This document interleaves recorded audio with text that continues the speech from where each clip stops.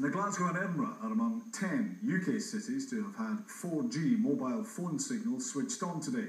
Customers on the Everything Everywhere network, a merger of Orange and T-Mobile, are able to sign up. But there are concerns other parts of Scotland are being left behind and unable to access high-speed communications. Gordon Cree reports. This morning, those keen to get their hands on the latest technology hit the shops, hoping to be among the first on the new network. Downloading documents, emails and stuff, just can't wait to touch the button and get it rather than touch the button and wait. Also, with 3G, you're waiting, oh, something to show you on the phone, and then you sit and you wait there, and then somebody loses interest after 20 seconds, so now you actually go, I've got something to show you, and show them it. For now, at least, more speed means you'll be paying more money, but the operator says demand has been strong. We've had business customers in, we've had teenagers, we've had everyone, mums, everyone. At the end of the day, everyone uses the internet at the moment for everything, and I can't see anyone not benefiting from it. Those working on plans to improve the information infrastructure say it's welcome news for the cities. Particularly in this economic climate, it helps a great deal with our economic offer in terms of attracting investment into the city.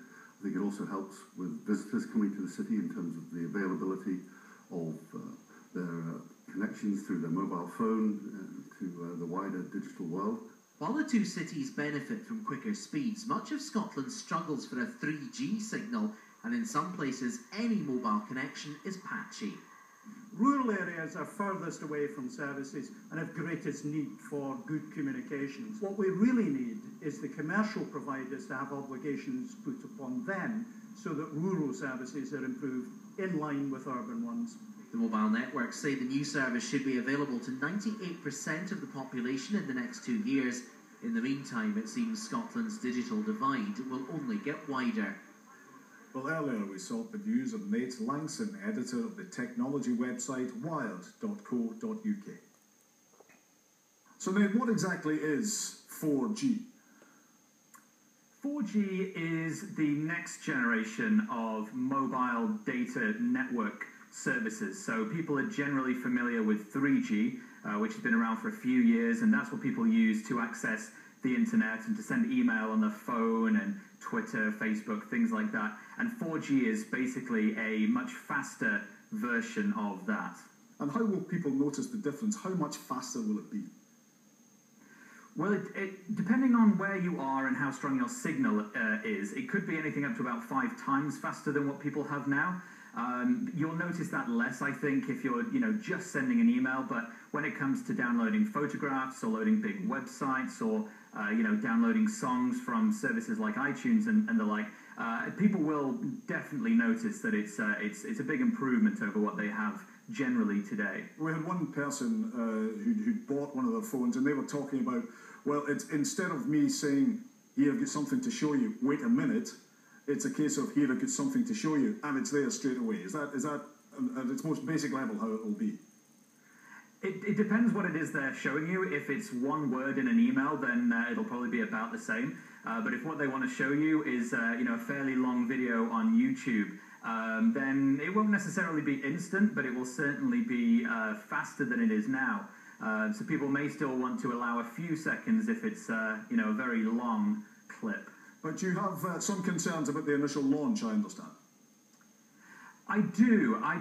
The concerns I have essentially sort of revolve around pricing. I mean, we only have the one network at the moment that's launching today, giving 4G. And the data packages, so the amount of data that people can use in a month, they're very comparable to what we have on 3G, and although they're certainly fair, they don't really give people the freedom to take advantage of what 4G is, which isn't just that you can get things a lot faster, but that you can also get a lot more of it in a less amount of time than you can today. And really what 4G allows people to do is to be standing on a train station, for example, and think, oh, I've got a 30-minute wait, and maybe download a television program to watch while they're waiting. And the data limits that we have on some of the most affordable plans on 4G, they don't really permit people to think that that's something that they could do on a regular basis unless they want to pay quite a lot more per month. And I think we need more networks next year to be offering more competitive price plans in order to make 4G the kind of service that that it is, which is generally very, very fast.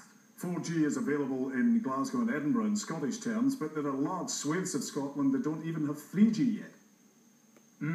That's true of a number of places around the UK, and certainly 4G is a technology that can eventually, once it's rolled out, should be able to benefit people in rural areas. I mean, one of the problems that I'm sure people watching who struggle to get any kind of decent broadband speed in a very rural area, they'll appreciate that not having to get special lines put into their house or having to use some sort of a satellite broadband service, they could potentially get on the 4G service and get much faster speeds than are available to them now at quite a significant cost to them. And it could really benefit, I think, people in rural areas who want to get on faster internet. And very briefly, mate, what sort of timescale are we talking about for that?